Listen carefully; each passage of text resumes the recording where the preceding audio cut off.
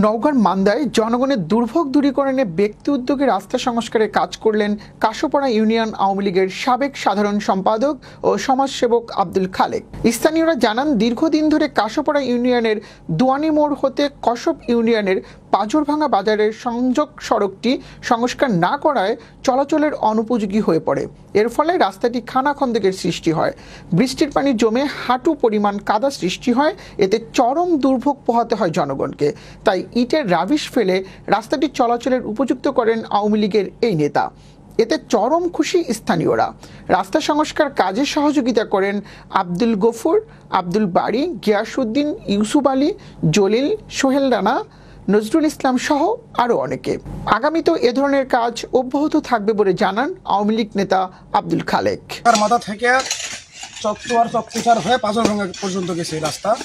তো মাটির রাস্তা, এটা অনেক খুবই খারাপ রাস্তা, অনেক কাদা হয়, বৃষ্টি হলে সিঙ্গেল মানুষও চলাফেরা করতে অনেক কষ্ট। দীর্ঘদিন যাবৎ অনেক ভাঙা ছিল, আর বৃষ্টি হলে আমরা বিশেষ করে মোটরসাইকেল, ভ্যান, আমরা কোনো কিছু নিয়ে দোয়ানি থেকে এমনকি চকচুয়ার পর্যন্ত যাওয়ার কোনো পরিবেশ ছিল না।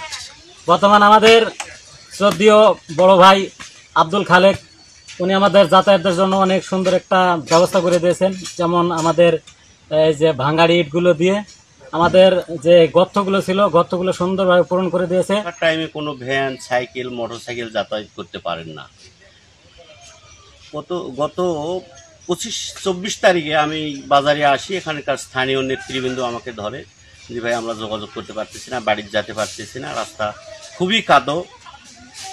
তাই আমার ইটভাটা থেকে রাবি সাদলি আনে মানুষের পাশে দাঁড়ানোর জন্য, সরকারকে সহযোগিতা করার জন্য, এই এলাকার মেহনতি মানুষের পাশে দাঁড়ানোর জন্য রাস্তাটা সংস্কার করে দেওয়ার নিজ উদ্যোগে আমি চেষ্টা করতেছি।